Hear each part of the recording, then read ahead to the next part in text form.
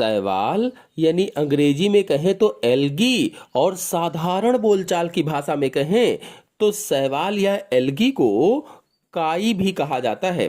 काई, आपको बता दें, ये सरलतम संरचना वाले जलीय थैलाब पादप हैं। सरलतम संरचना वाले होती हैं, जलीय थैलाब पादप होते हैं और ये एक कोशिकीय से लेकर बहुकोशिकीय तक होते हैं। यानी कुछ ऐसे भी शैवाल होते हैं जो केवल एक कोशिका के बने होते हैं, एक कोशिकीय होते हैं, यूनिसेलुलर होते हैं, जबकि कुछ ऐसे भी होते हैं जो बहुत सी कोशिकाओं से बने होते हैं, यानी बहुकोशिकीय होते हैं, मल्टी सेलुलर होते हैं। आपको बता दें, एक कोशिकीय के उदाहरणों में क्लेमाइडोमोनास है, क्लोरेला है, जबकि बहुकोशिकीय उदाहरणों में वॉल्वॉक्स है, स्पाइरोगायरा है, यूलोथ्रिक्स है आदि आते हैं। शैवाल या काई को आप लोगों ने अपने घरों की दीवारों पर जहां पर पानी ज्यादा रहता है वहां पर या नम मिट्टी में अक्सर देखा होगा। लेकिन क्या आप लोगों ने लाल शैवाल को देखा है? तो जो लाल शैवाल है ये रोडोफाइसी वर्ग के अंतर्गत आती है। लाल शैवाल रोडोफाइसी वर्ग के अंतर्गत आती है और लाल शैवाल एक विशिष्ट प्रकार की प्रजाति है जो ज्यादातर मीठे पानी की झीलों में पाई जाती है या फिर सागरों में पाई जाती है और यूकैरियोटिक शैवाल का सबसे पुराना प्रकार है। सबसे पुराना प्रकार है यूकैरियोटिक शैवाल का। अब यूकैरियोटिक क्यों कहा? क्योंकि ये बहुकोशिकीय होती है। बहुकोशिकीय है तो यूकैरियोटिक, और अगर एक कोशिकीय है तो प्रोकैरियोटिक। तो यूकैरियोटिक शैवाल का पुराना प्रकार है क्लोरोफिल ए, फाइकोसाइनिन और फाइकोएरिथ्रिन नामक वर्णक की उपस्थिति के कारण इनका रंग लाल होता है। अगर पूछा जाए कि लाल शैवाल लाल किस लिए होता है तो क्लोरोफिल ए, फाइकोसाइनिन और फाइकोएरिथ्रिन नामक वर्णक की उपस्थिति के कारण ये वर्णक इसमें पाए जाते हैं, इसीलिए इनका रंग लाल होता है। आपको बता दें कि रोडोफाइसी या लाल शैवाल की लगभग में 5000 से अधिक जीव जातियां पाई जाती हैं। लगभग में 5000 से अधिक जीव जातियां। चलिए कुछ इनके विशिष्ट लक्षणों को समझते हैं, इसके बाद इनके क्या क्या उपयोग होते हैं, आर्थिक महत्व क्या है वो बताएंगे। देखिए, पहला लक्षण है ये मुख्य रूप से समुद्री शैवाल हैं। यानी जो लाल शैवाल होते हैं मुख्य रूप से समुद्र में पाए जाते हैं, लेकिन अगर कुछ को देखा जाए तो कुछ स्वच्छ जल में भी पाए जाते हैं, यानी कुछ अलवणीय जल में भी पाए जाते हैं। अलवणीय जल वो जल जो पीने योग्य होता है, स्वच्छ जल होता है, जबकि लवणीय जल जो होता है उसे समुद्र का जल कहा जाता है। अब स्वच्छ जल में कौन पाया जाता है? तो जैसे बैट्रेकोस्पर्मम, जो बैट्रेकोस्पर्मम है ये अलवणीय जल में पाया जाता है या स्वच्छ जल में पाया जाता है। फिर अगला पॉइंट है इनकी कोशिका भित्ति सेल्यूलोज, पेक्टिक यौगिक तथा फाइकोकोलाइट्स और फुनोई आदि म्यूकोपॉलीसेकेराइड्स की बनी होती है। जो लाल शैवाल है इनकी जो कोशिका भित्ति होती है, सेलवाल होती है, वो सेलुलोज की भी बनी होती है। कुछ ऐसे शैवाल होते हैं लाल जो जिनकी कोशिका भित्ति सेलुलोज की बनी होती है, कुछ ऐसे होते हैं जिनकी पेक्टिक यौगिक की बनी होती है, कुछ ऐसे होते हैं जो फाइकोकोलाइट्स यानी कि एगार है, कैराजिनिन है आदि की बनी होती है, कुछ ऐसे होते हैं जो फुनोई की बनी होती है, तो आदि पॉलीसेकेराइड्स की बनी होती है। फिर अगला पॉइंट है कुछ लाल शैवालों की कोशिका भित्ति में कैल्शियम कार्बोनेट के एकत्र होने के कारण ये कोरल की भांति प्रतीत होते हैं और इन्हें कोरेलाइन कहते हैं। जैसे कोरेलाइना, कहने का मतलब ये हुआ कि कुछ ऐसे भी लाल शैवाल पाए जाते हैं जिनकी जो सेलवाल होती है, कोशिका भित्ति होती है, उसमें कैल्शियम कार्बोनेट इकट्ठा हो जाता है, कैल्शियम कार्बोनेट पाया जाता है, जिसके कारण वे कोरल की तरह से दिखाई देते हैं, जैसे कोरल होता है, और इसीलिए इन्हें कोरेलाइन भी कहा जाता है। उदाहरण के लिए देखा जाएगा तो कोरेलाइना, जो कोरेलाइना शैवाल है ये कोरल की तरह से दिखाई देता है क्योंकि इसमें कैल्शियम कार्बोनेट एकत्र हो जाता है। कोरेलाइन शैवाल कोरल के साथ मिलकर कोरल रीफ बनाते हैं। जो कोरेलाइन शैवाल होते हैं ये कोरल या प्रवाल के साथ मिल जाते हैं और मिलकर के कोरल रीफ का निर्माण करते हैं। फिर अगला पॉइंट है इनमें क्लोरोफिल ए, कैरोटीनाइड्स तथा फाइकोबिलिन नामक प्रकाश संश्लेषी वर्णक होते हैं। इनमें कौन कौन से होते हैं वर्णक? क्लोरोफिल ए, कैरोटीनाइड्स तथा फाइकोबिलिन नामक प्रकाश संश्लेषी वर्णक पाए जाते हैं। कुछ में क्लोरोप्लास्ट डी भी मिलता है। अगर कुछ की बात की जाए तो कुछ में क्लोरोप्लास्ट डी भी पाया जाता है। फाइकोबिलिन दो प्रकार के इसमें होते हैं, लाल रंग के फाइकोएरिथ्रिन तथा नीले रंग के जो होते हैं फाइकोसाइनिन होते हैं। तो फाइकोबिलिन दो प्रकार के हो गए, लाल रंग के जो होते हैं वो फाइकोएरिथ्रिन, नीले रंग के जो होते हैं वो फाइकोसाइनिन। इसी प्रकार के वर्णक नील हरित शैवालों में भी पाए जाते हैं। फिर अगला पॉइंट है, प्रकाश संश्लेषी अंगक क्रोमैटोफोर कहलाते हैं। जो इनके प्रकाश संश्लेषी ऑर्गन्स होते हैं, अंगक होते हैं, उन्हें क्रोमैटोफोर कहा जाता है। ये एकल रूपी होते हैं और चट्टों में नहीं मिलते हैं, यानी अकेले अकेले से रहते हैं, चट्टों में नहीं मिलते हैं, बहुत सारे ढेर सारे इकट्ठा नहीं मिलते हैं। फिर अगला पॉइंट है, इन शैवालों का लाल रंग आर फाइकोएरिथ्रिन की अधिक मात्रा के कारण होता है।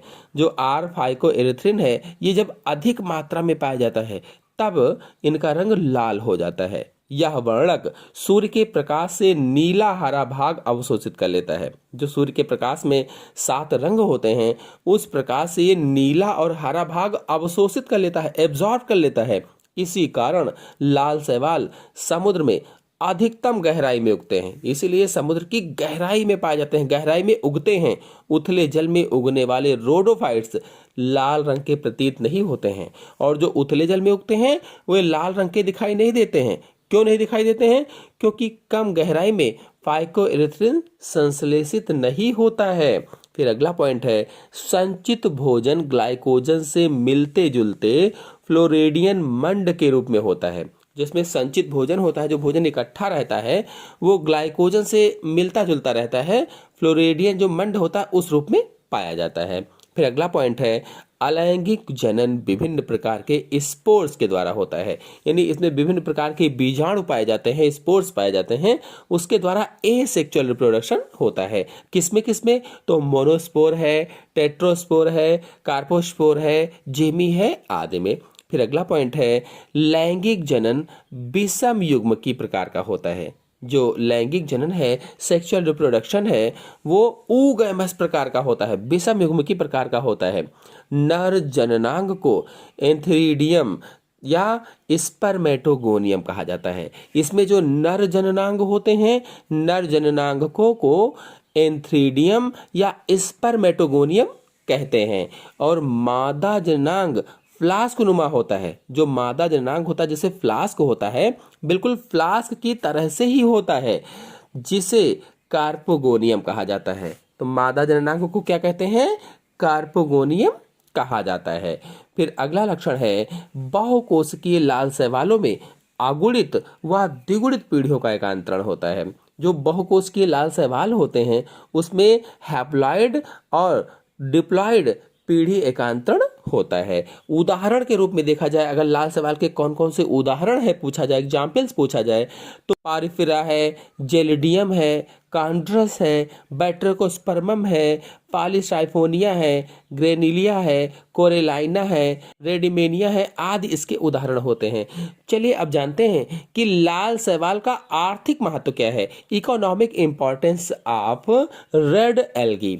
तो पहला है भोजन एवं चारे के रूप में। तो कुछ लाल शैवाल जैसे पारफिरा है, कांड्रस है, यानी आयरिस मास खाने के काम आते हैं। ये इन लाल शैवाल को क्या किया जाता है? खाया जाता है। रोडाइनिया मवेशियों के चारे के रूप में काम आता है, और जो रोडाइनिया है ये जो जानवर होते हैं, मवेशी होते हैं, चारे के रूप में उसको खाते हैं। तो ये भोजन और चारे के रूप में हो जाएगा। फिर दूसरा है फाइकोकोलाइट्स। तो अनेक लाल शैवालों में फाइकोकोलाइट्स मिलते हैं। बहुत से लाल शैवाल ऐसे होते हैं जिन पे फाइकोकोलाइट्स मिलते हैं, जो जूतों की पालिश, प्रसाधन सामग्री, जेली, गोंद, टूथपेस्ट, चॉकलेट आदि बनाने के काम आता है। यानी कि अनेक शैवालों में फाइकोकोलाइट्स पाए जाते हैं, और ये कहाँ कहाँ उपयोग होता है? फिर तो जूतों की पालिश में उपयोग होता है, प्रसाधन सामग्री जो होती है उसमें उपयोग होता है, जेली में भी उपयोग होता है, गोंद बनाने में भी यूज होता है, टूथपेस्ट बनाने में यूज होता है, चॉकलेट बनाने में भी काम आता है। एगार जेलिडियम व ग्रिसलेरिया से प्राप्त होता है। जो एगार है ये किससे प्राप्त होता है? जेलिडियम और ग्रिसिलेरिया से प्राप्त किया जाता है। और यह कहाँ यूज होता है, तो यह विभिन्न प्रकार की पुडिंग में, जेली, क्रीम, बेकरी आदि को बनाने के काम आता है। यानी विभिन्न प्रकार की जो पुडिंग होती है उसमें काम आता है, जेली बनाने में काम आता है, क्रीम बनाने के काम आता है, बेकरी में भी काम आता है। एगार अनुसंधान कार्यों में संवर्धन माध्यम के रूप में प्रयुक्त होता है, यानी कल्चर मीडियम में भी इसका प्रयोग किया जाता है एगार का। फिर अगला है कैराजिनिन।